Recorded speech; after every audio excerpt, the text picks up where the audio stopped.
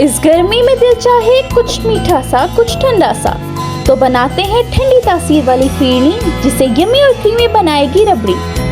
दूध में पकाया चावल का आटा, बादामों को फिर हमने बारीक काटा। केवड़ा असल में है गर्मी का तोड़, बच्चे कहेंगे ये दिल मांगे मोर।